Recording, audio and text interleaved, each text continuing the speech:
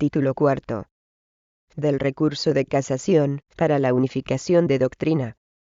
Artículo 218. Sentencias recurribles. Son recurribles en casación, para la unificación de doctrina, las sentencias dictadas en suplicación por las salas de lo social de los tribunales superiores de justicia. Artículo 219. Finalidad del recurso. Legitimación del Ministerio Fiscal. 1. El recurso tendrá por objeto la unificación de doctrina con ocasión de sentencias dictadas en suplicación por las salas de lo social de los tribunales superiores de justicia, que fueran contradictorias entre sí, con la de otras salas de los referidos tribunales superiores, o con sentencias del Tribunal Supremo, respecto de los mismos litigantes, u otros diferentes en idéntica situación donde, en mérito a hechos, fundamentos y pretensiones sustancialmente iguales, se hubiere llegado a pronunciamientos distintos. 2. Podrá alegarse como doctrina de contradicción la establecida en las sentencias dictadas por el Tribunal Constitucional y los órganos jurisdiccionales instituidos en los tratados y acuerdos internacionales en materia de derechos humanos y libertades fundamentales ratificados por España, siempre que se cumplan los presupuestos del número anterior referidos a la pretensión de tutela de tales derechos y libertades. La sentencia que resuelva el recurso se limitará, en dicho punto de contradicción, a conceder o denegar la tutela del derecho o libertad invocados, en función de la aplicabilidad de dicha doctrina al supuesto planteado. Con iguales requisitos y alcance sobre su aplicabilidad, podrá invocarse la doctrina establecida en las sentencias del Tribunal de Justicia de la Unión Europea en interpretación del derecho comunitario. 3. El Ministerio Fiscal, en su función de defensa de la legalidad, de oficio, o a instancia de los sindicatos, organizaciones empresariales, asociaciones representativas de los trabajadores autónomos económicamente dependientes o entidades públicas que, por las competencias que tengan atribuidas, ostenten interés legítimo en la unidad jurisprudencial sobre la cuestión litigiosa, y con independencia de la facultad que, ordinariamente tiene atribuida conforme al artículo siguiente de esta ley, podrá interponer recurso de casación, para unificación de doctrina. Dicho recurso podrá interponerse cuando, sin existir doctrina unificada en la materia de que se trate, se hayan dictado pronunciamientos distintos por los tribunales superiores de justicia, en interpretación de unas mismas normas sustantivas o procesales, y en circunstancias sustancialmente iguales, así como cuando se constate la dificultad de que la cuestión pueda acceder a unificación de doctrina según los requisitos ordinariamente exigidos, o cuando las normas cuestionadas por parte de los tribunales del orden social sean de reciente vigencia o aplicación, por llevar menos de 5 años en vigor en el momento de haberse iniciado el proceso en primera instancia, y no existieran aún resoluciones suficientes e idóneas sobre todas las cuestiones discutidas que cumplieran los requisitos exigidos en el apartado 1 de este artículo. El recurso podrá prepararlo la Fiscalía de Sala de lo Social del Tribunal Supremo dentro de los 10 días siguientes a la notificación a la Fiscalía de la Comunidad Autónoma de la sentencia impugnada, mediante escrito reducido a la manifestación del propósito de entablar el recurso, y exponiendo sucintamente la fundamentación que se propondrá desarrollar en el mismo. El escrito se presentará ante la sala que dictó la resolución impugnada, y del mismo se dará traslado a las demás partes, hayan o no preparado las mismas recurso. Las partes podrán, dentro de los 5 días siguientes, solicitar que en el recurso el Ministerio Fiscal interese la alteración de la situación jurídica particular resultante de la sentencia recurrida, y el contenido de las pretensiones que el Ministerio Público habría de formular en su nombre en tal caso.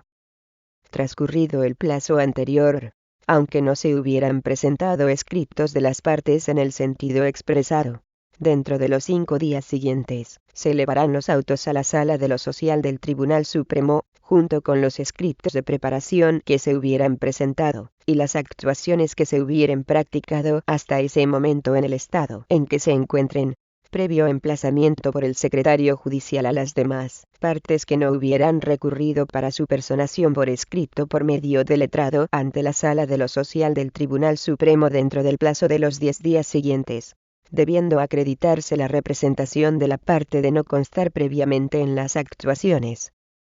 La parte recurrente en su caso, y el Ministerio Fiscal, se entenderán personados de derecho con la remisión de los autos. Las actuaciones ulteriores se seguirán ante la Sala de lo Social del Tribunal Supremo conforme a las reglas establecidas en los artículos 222 a 228 con las adaptaciones necesarias teniendo en cuenta las especialidades de esta modalidad del recurso. En caso de estimación del recurso, la sentencia fijará en el fallo la doctrina jurisprudencial y podrá afectar a la situación jurídica particular derivada de la sentencia recurrida conforme a las pretensiones oportunamente deducidas por el Ministerio Fiscal, y por las partes comparecidas en el recurso que se hubieren adherido al mismo.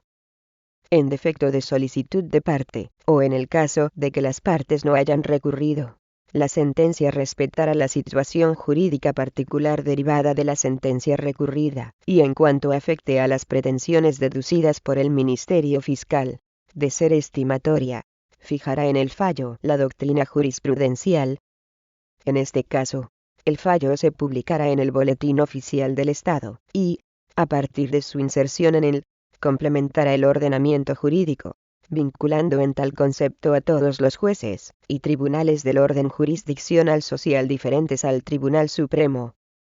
Artículo 220. Preparación del recurso. 1.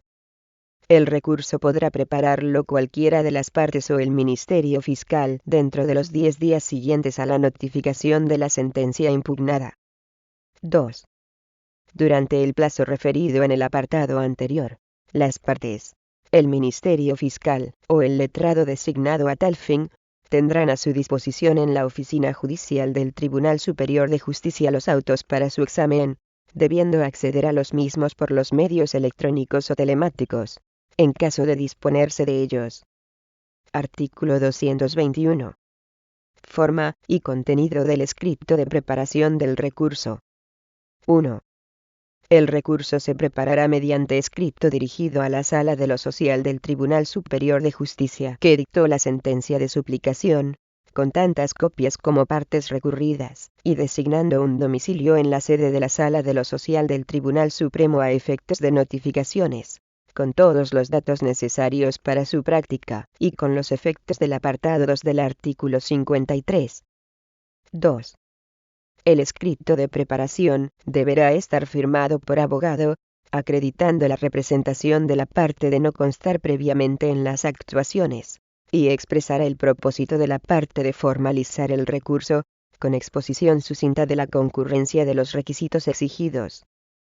El escrito deberá exponer cada uno de los extremos del núcleo de la contradicción, determinando el sentido y alcance de la divergencia existente entre las resoluciones comparadas, en atención a la identidad de la situación, a la igualdad sustancial de hechos, fundamentos y pretensiones, y a la diferencia de pronunciamientos. Véase referencia detallada y precisa a los datos identificativos de la sentencia o sentencias que la parte pretenda utilizar para fundamentar cada uno de los puntos de contradicción. 3. Las sentencias invocadas como doctrina de contradicción deberán haber ganado firmeza a la fecha de finalización del plazo de interposición del recurso. 4.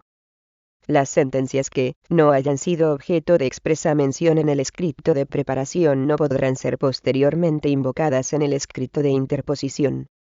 Artículo 222.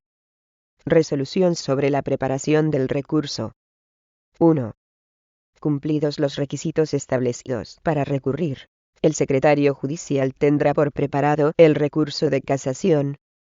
Contra esta resolución, la parte recurrida no podrá interponer recurso alguno, pero podrá oponerse a la admisión del recurso de casación al personarse ante la Sala de lo Social del Tribunal Supremo.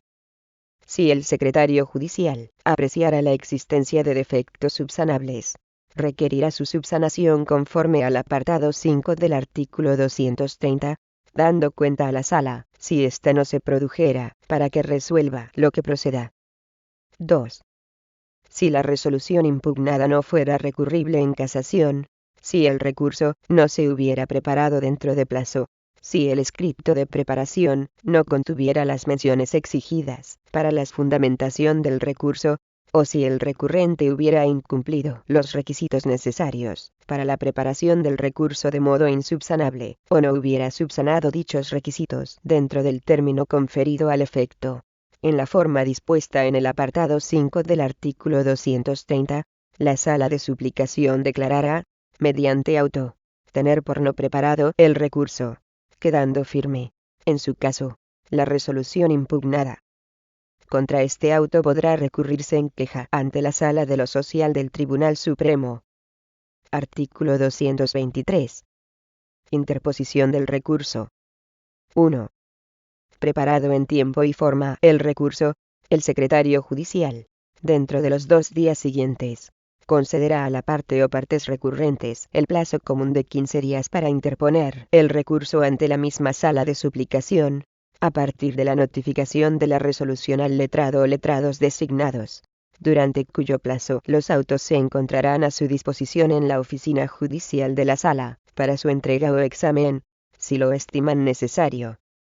En el caso de que la sala disponga de los autos en soporte electrónico, o pueda accederse a ellos por medios telemáticos, podrá sustituir el traslado material de las actuaciones por tales medios, conforme dispone el apartado 1 del artículo 48. 2. El escrito de interposición del recurso deberá ir firmado por abogado, con tantas copias como partes recurridas, y reunir los requisitos del artículo 224. 3. De no efectuarse la interposición, o si se hubiera efectuado fuera de plazo, quedará desierto el recurso y firme la sentencia, con las consecuencias establecidas en el apartado 5 del artículo 225. Contra el auto que así lo establezca, previa reposición, podrá recurrirse en queja ante la Sala de lo Social del Tribunal Supremo. 4. Presentado en tiempo el escrito de interposición, junto, en su caso, con las oportunas certificaciones de sentencias en la forma que posibilita el apartado 3 del artículo 224. El secretario judicial emplazará a las demás partes para su personación por escrito por medio de letrado ante la Sala de lo Social del Tribunal Supremo dentro del plazo de los 10 días siguientes, con las menciones del apartado 1 del artículo 221, y debiendo acreditar la representación de la parte de no constar previamente en las actuaciones. La parte recurrente se entenderá personada de derecho con la remisión de los autos. 5. Los autos se remitirán por el secretario judicial dentro de los 5 días siguientes al emplazamiento. 6. La preparación e interposición del recurso se efectuarán por el letrado que hubiera asistido a la parte hasta ese momento, incluso en virtud de designación de oficio, salvo que se efectúe nueva designación de letrado. Artículo 224. Contenido del escrito de interposición del recurso. 1. El escrito de interposición del recurso deberá contener a una relación precisa y circunstanciada de la contradicción alegada en los términos de la letra A del apartado 2 del artículo 221, evidenciando que concurre la sustancial contradicción de sentencias, y argumentando sobre la concurrencia de las identidades del artículo 219. B. La fundamentación de la infracción legal cometida en la sentencia impugnada, y, en su caso, del quebranto producido en la unificación de la interpretación del derecho, y la formación de la jurisprudencia. 2.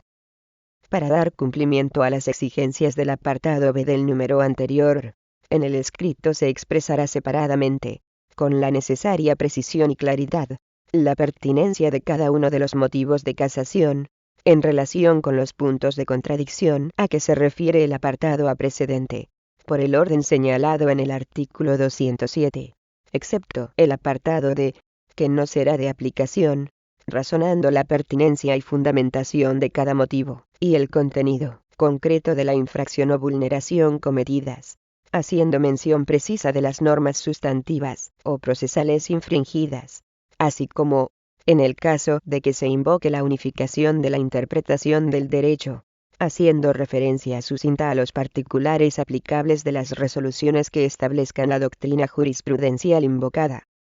3. solo podrá invocarse una sentencia por cada punto de contradicción, que deberá elegirse necesariamente de entre las designadas en el escrito de preparación, y ser firme en el momento de la finalización del plazo de interposición. 4.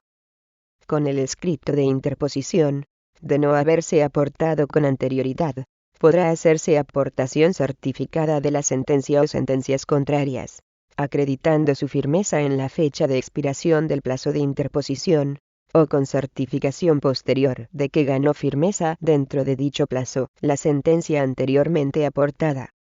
Si la parte recurrente no aporta la certificación de la sentencia y de su firmeza en tiempo oportuno, se reclamará de oficio por la Secretaría de la Sala. Artículo 225. Decisión sobre la admisión del recurso. 1.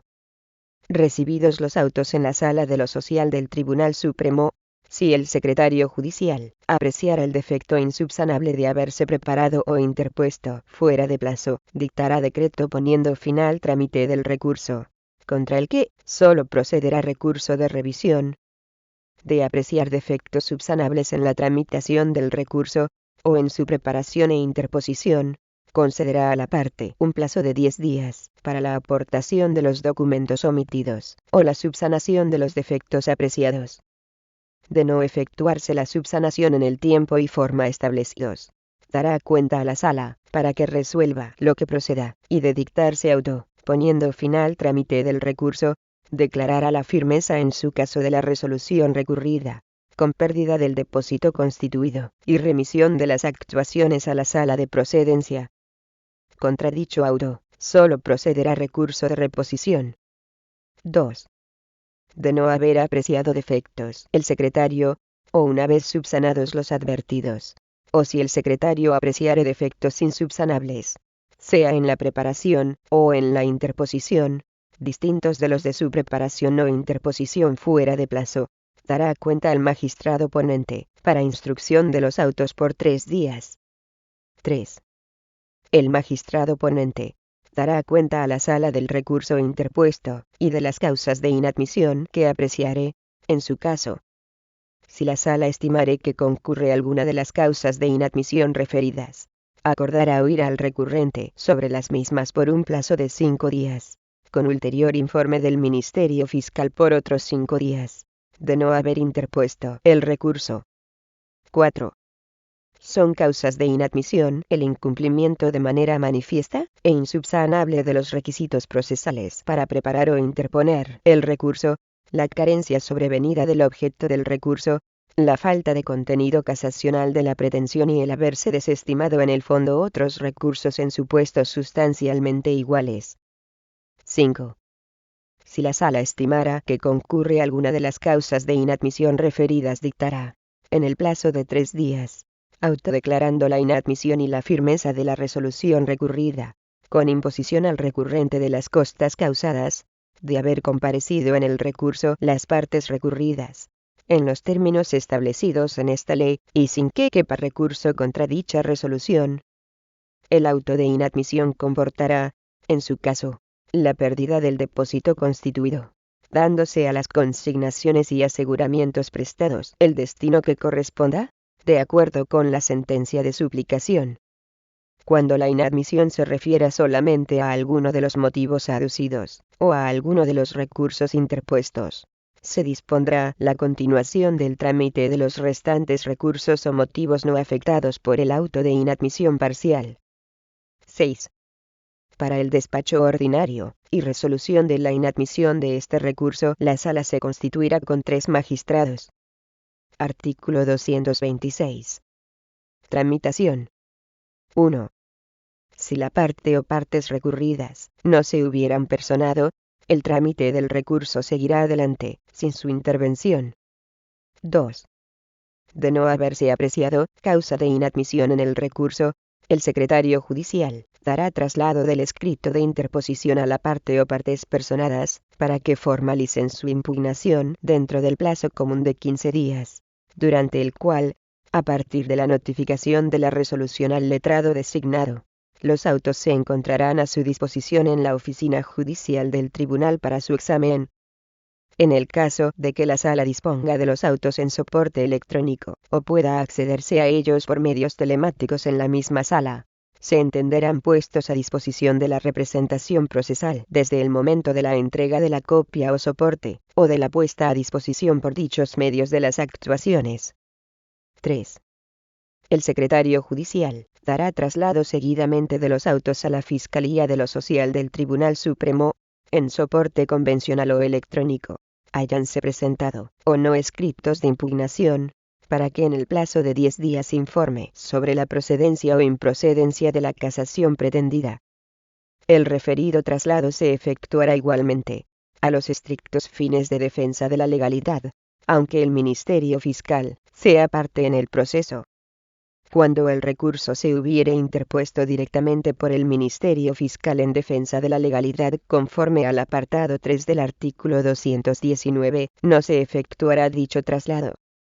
Artículo 227. Deliberación, votación y fallo. 1. Devueltos los autos por el Ministerio Fiscal, junto con su informe, la Sala acordará señalar, dentro de los 10 días siguientes, para deliberación, votación y fallo. La sentencia deberá dictarse en el plazo de 10 días, contados desde el siguiente al de la celebración de la votación. 2.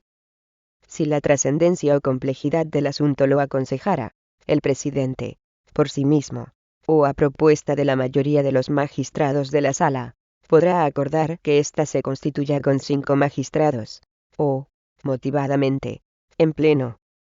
Artículo 228. Sentencia. 1. Los pronunciamientos de la Sala de lo Social del Tribunal Supremo al resolver estos recursos, en ningún caso, alcanzarán a las situaciones jurídicas creadas por las resoluciones precedentes a la impugnada. 2.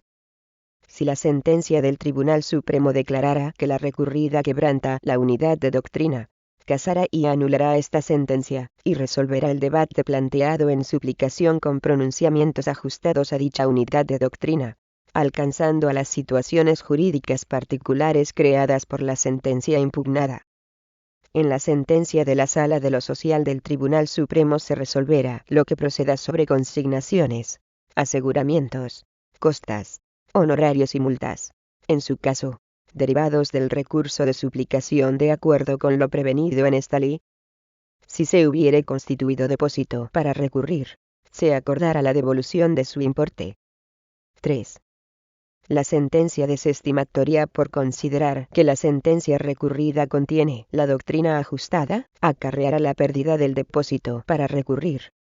El fallo dispondrá la cancelación o el mantenimiento total o parcial, en su caso, de las consignaciones o aseguramientos prestados, de acuerdo con sus pronunciamientos. Título V. De las disposiciones comunes a los recursos de suplicación y casación. Artículo 229. Depósito para recurrir. 1. Todo el que, sin tener la condición de trabajador, causaviente suyo o beneficiario del régimen público de la Seguridad Social, anuncie recurso de suplicación o prepare recurso de casación, consignará como depósito a 300 euros, si se trata de recurso de suplicación. B. 600 euros, si el recurso fuera el de casación incluido el de casación, para la unificación de doctrina. 2. Los depósitos se constituirán en la cuenta de depósitos y consignaciones correspondiente al órgano que hubiere dictado la resolución recurrida. El secretario judicial verificará en la cuenta la realización del ingreso, debiendo quedar constancia de dicha actuación en el procedimiento. 3. Los depósitos cuya pérdida hubiere sido acordada por sentencia, se ingresarán en el Tesoro Público. 4. El Estado, las comunidades autónomas, las entidades locales, y las entidades de derecho público con personalidad jurídica propia vinculadas o dependientes de los mismos, así como las entidades de derecho público reguladas por su normativa específica, y los órganos constitucionales, estarán exentos de la obligación de constituir los depósitos, cauciones, consignaciones, o cualquier otro tipo de garantía previsto en las leyes. los sindicatos y quienes tuvieren reconocido el beneficio de justicia gratuita, quedarán exentos de constituir el depósito referido, y las consignaciones que para recurrir vienen exigidas en esta ley. Artículo 230. Consignación de cantidad. 1. Cuando la sentencia impugnada hubiere condenado al pago de cantidad, será indispensable que el recurrente que no gozare del derecho de asistencia jurídica gratuita acredite, al anunciar el recurso de suplicación, o al preparar el recurso de casación, haber consignado en la oportuna entidad de crédito, y en la cuenta de depósitos y consignaciones abierta a nombre del órgano jurisdiccional, la cantidad objeto de la condena, pudiendo sustituirse la consignación en metálico por el aseguramiento mediante aval solidario de duración indefinida y pagadero a primer requerimiento emitido por entidad de crédito. En este último caso, el documento de aseguramiento quedará registrado y depositado en la oficina judicial. El secretario expedirá testimonio del mismo, para su unión a autos, facilitando el oportuno recibo. En el caso de condena solidaria, la obligación de consignación o aseguramiento alcanzará a todos los condenados, con tal carácter, salvo que la consignación o el aseguramiento, aunque efectuado solamente por alguno de los condenados, tuviera expresamente carácter solidario respecto de todos ellos para responder íntegramente de la condena que pudiera finalmente recaer frente a cualquiera de los mismos. Cuando la condena se haya efectuado por primera vez en la sentencia de suplicación, o se haya incrementado en la misma la cuantía previamente reconocida en la sentencia de instancia, la consignación o aseguramiento regulados en el presente artículo se efectuarán por primera vez, o se complementarán en la medida correspondiente, al preparar el recurso de casación. 2. En materia de seguridad social, se aplicarán las siguientes reglas a cuando en la sentencia se reconozca al beneficiario el derecho a percibir prestaciones.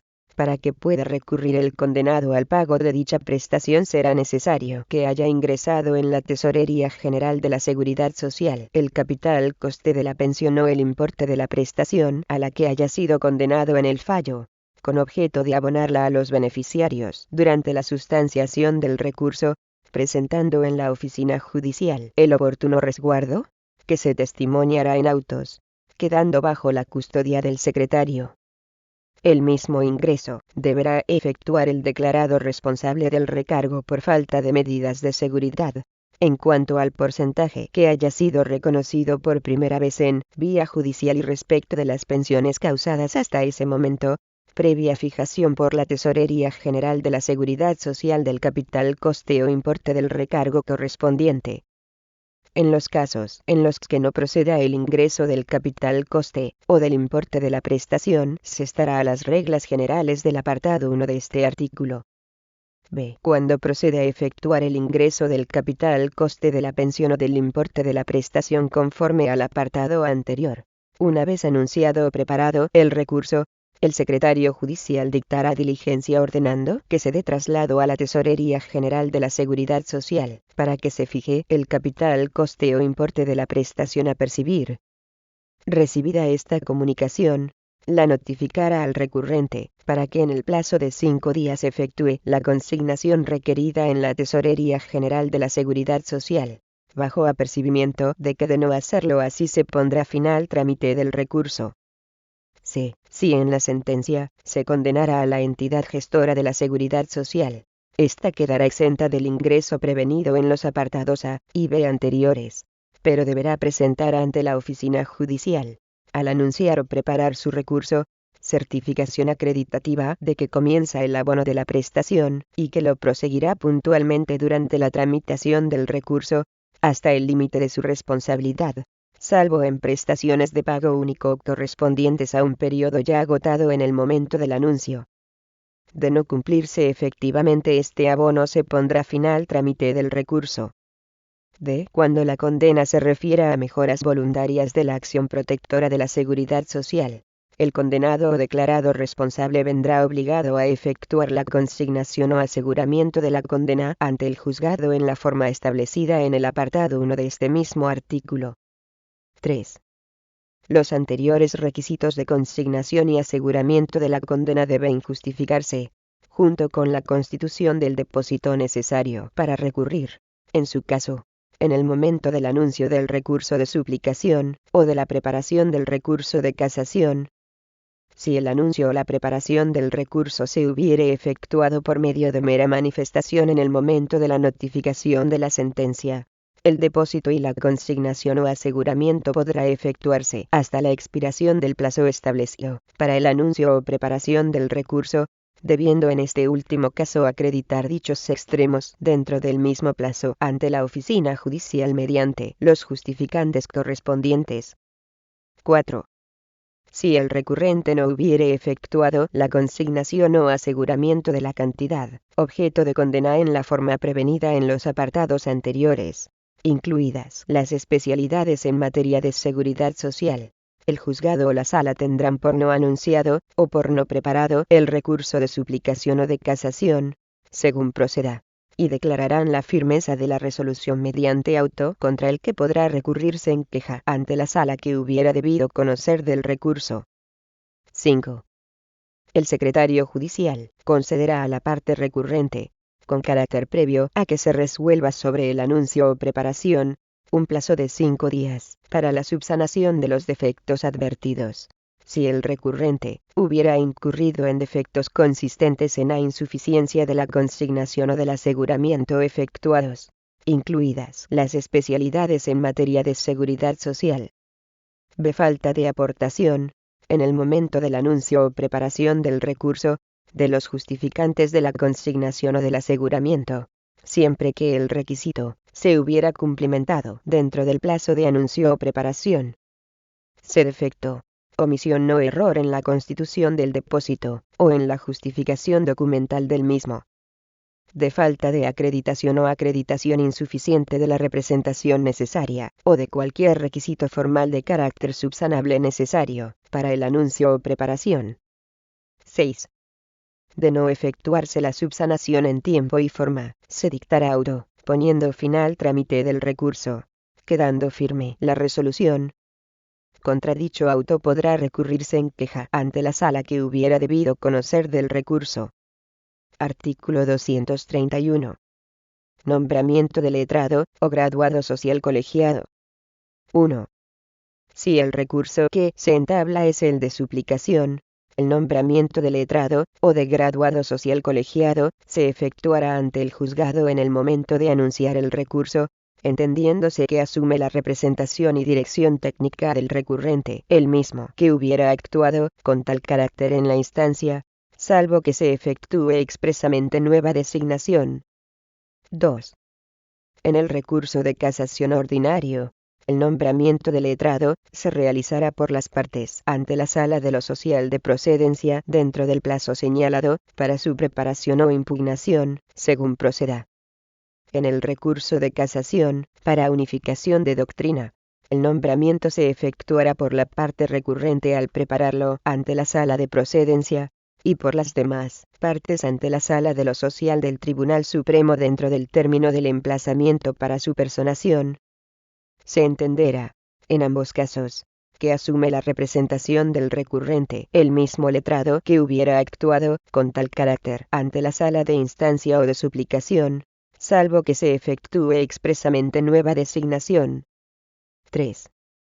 La designación se podrá hacer por comparecencia o por escrito. En este último caso, aunque no se acompañe poder notarial, no habrá necesidad de ratificarse. Si no hubiere designación expresa de representante, se entenderá que el letrado o el graduado social colegiado llevan también la representación. En todo caso, deberán facilitarse todos los datos del domicilio profesional, así como la dirección de correo electrónico, teléfono y fax del profesional designado que haya de ostentar la representación de la parte durante el recurso, con las demás cargas del apartado 2 del artículo 53. 4. Cuando el recurrente no hiciere designación expresa de letrado, o de graduado social colegiado, si es un trabajador, beneficiario, o un empresario que goce del derecho de asistencia jurídica gratuita, salvo que tuviere efectuada previamente designación de oficio, se le nombrará letrado de dicho turno por el juzgado en el día siguiente a aquel en que concluya el plazo para anunciar el recurso de suplicación. 5. La designación de letrado de oficio efectuada, para alguno de los litigantes mencionados en el número anterior en la instancia, comprende los trámites de anuncio, preparación, formalización, interposición o impugnación del respectivo recurso, sin necesidad de nueva designación de oficio, salvo en el caso del recurso de casación, para unificación de doctrina, en el que el nombramiento de letrado de oficio de la parte recurrida, en los mismos casos, se efectuará en el momento de la personación ante el Tribunal Supremo. En la casación ordinaria, en su caso, se efectuará la oportuna designación de letrado de oficio para las actuaciones ulteriores de las partes que resulten necesarias durante la sustanciación del recurso ante dicho tribunal. Cuando la competencia para el conocimiento de los recursos de suplicación o de casación corresponda a un órgano jurisdiccional cuya sede se encuentre en la misma localidad que el juzgado o tribunal que hubiere dictado la resolución impugnada, no será preciso el nombramiento de nuevo abogado de oficio para las actuaciones ante el tribunal que deba decidir el recurso. Artículo 232. Designación de letrado de oficio. 1. Si el letrado hubiera sido designado de oficio por primera vez, para el correspondiente trámite del recurso, los plazos de interposición, formalización o impugnación, empezarán a correr desde la fecha en que se le notifique que están los autos a su disposición en la oficina judicial del tribunal para su examen, puesta a disposición o entrega, según proceda. En el caso de que la sala disponga de los autos en soporte electrónico, o pueda accederse a ellos por medios telemáticos en la misma sala, se entenderán puestos a disposición de la representación procesal desde el momento de la entrega de la copia o soporte, o de la puesta a disposición por dichos medios de las actuaciones. 2. Si el letrado designado de oficio estimase inviable la pretensión, lo expondrá a la sala por escrito sin razonar su opinión en el plazo de 5 días, sin perjuicio de que aquel proceda conforme al procedimiento previsto en los artículos 32 a 35 de la Ley 1/1996, de 10 de enero, de asistencia jurídica gratuita. El cómputo del plazo para la interposición del recurso quedará suspendido hasta tanto se resuelva materialmente la viabilidad de la pretensión por la Comisión de Asistencia Jurídica Gratuita. La parte comunicará la designación de abogado al juzgado o a la sala dentro del plazo de 5 días, acordando estos la puesta a disposición de los autos al designado en la forma que se dispone en el apartado anterior. En otro caso, se pondrá fin al trámite del recurso. Si el recurso que se entabla es el de suplicación, la parte también podrá valerse, para su representación técnica de graduado social colegiado de su libre designación. 3. Si el letrado o letrados designados de oficio no efectuarán, dentro del plazo antes indicado, manifestación de ser improcedente la actuación de referencia, quedarán obligados a su realización en el plazo legalmente establecido. Artículo 233. Admisión de documentos nuevos. 1. La sala no admitirá a las partes, documento alguno ni alegaciones de hechos que no resulten de los autos. No obstante, si alguna de las partes presentara alguna sentencia o resolución judicial o administrativa firmes o documentos decisivos para la resolución del recurso que no hubiera podido aportar anteriormente al proceso por causas que no le fueran imputables, y en general cuando en todo caso pudiera darse lugar a posterior recurso de revisión por tal motivo, o fuera necesario para evitar la vulneración de un derecho fundamental, la sala, oída la parte contraria dentro del plazo de 3 días, dispondrá en los 2 días siguientes lo que proceda, mediante auto contra el que no cabrá recurso de reposición, con devolución en su caso a la parte proponente de dichos documentos, de no acordarse su toma en consideración. De admitirse el documento, se dará traslado a la parte proponente para que, en el plazo de 5 días, complemente su recurso o su impugnación, y por otros 5 días a la parte contraria a los fines correlativos. 2. El trámite al que se refiere el apartado anterior interrumpirá el que, en su caso, Acuerde la Sala sobre la inadmisión del propio recurso. Artículo 234. Acumulación. 1. La Sala acordará en resolución motivada, y sin ulterior recurso, de oficio, o a instancia de parte, antes del señalamiento, para votación y fallo, o para vista, en su caso, la acumulación de los recursos en trámite en los que exista identidad de objeto, y de alguna de las partes. No obstante, podrá dejarse, sin efecto, la acumulación en todo, o en parte, si se evidenciaren, posteriormente causas que justifiquen su tramitación separada. 2. Se designará magistrado ponente de los recursos acumulados al que, de ellos, hubiera sido primeramente nombrado, y en igualdad de fechas, al más moderno. 3.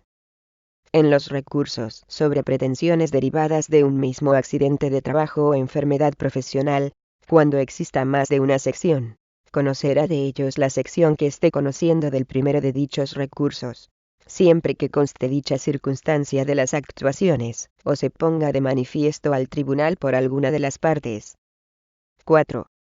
La acumulación producirá el efecto de discutirse y resolverse conjuntamente todas las cuestiones planteadas. 5. El secretario judicial velará por el cumplimiento de lo dispuesto en este artículo, poniendo en conocimiento del tribunal los recursos en los que se cumplan dichos requisitos, a fin de que se resuelva sobre la acumulación. Artículo 235. Imposición de costas y convenio transaccional. 1. La sentencia impondrá las costas a la parte vencida en el recurso, excepto cuando goce del beneficio de justicia gratuita, o cuando se trate de sindicatos, o de funcionarios públicos o personal estatutario que deban ejercitar sus derechos como empleados públicos ante el orden social. Las costas comprenderán los honorarios del abogado, o del graduado social colegiado de la parte contraria que hubiera actuado en el recurso en defensa o en representación técnica de la parte, sin que la atribución en las costas de dichos honorarios puedan superar la cantidad de 1.200 euros en recurso de suplicación, y de 1.800 euros en recurso de casación. 2. La regla general del vencimiento establecida en el apartado anterior no se aplicará cuando se trate de proceso sobre conflicto colectivo, en el que cada parte se hará cargo de las costas causadas a su instancia. Ello no obstante, la Sala podrá imponer el pago de las costas a cualquiera de las partes que en dicho proceso, o en el recurso, hubiera actuado con temeridad o mala fe. 3. La Sala que resuelva el recurso de suplicación o casación o declare su inadmisibilidad podrá imponer a la parte recurrente que haya obrado con mala fe o temeridad la multa que señalan el apartado 4 del artículo 75 y el apartado 3 del artículo 97, así como cuando entienda que el recurso se interpuso con propósito dilatorio.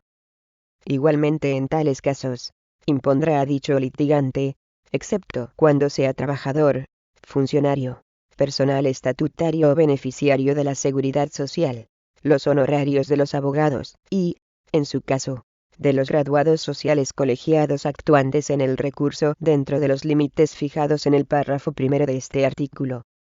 Cuando la Sala pretenda de oficio imponer las anteriores medidas, oirá previamente a las partes personadas en la forma que establezca. 4. Las partes podrán alcanzar, en cualquier momento durante la tramitación del recurso, convenio transaccional que, de no apreciarse lesión grave para alguna de las partes, fraude de ley o abuso de derecho, será homologado por el órgano jurisdiccional que se encuentre tramitando el recurso, mediante auto, poniendo así fin al litigio, y asumiendo cada parte las costas causadas a su instancia, con devolución del depósito constituido.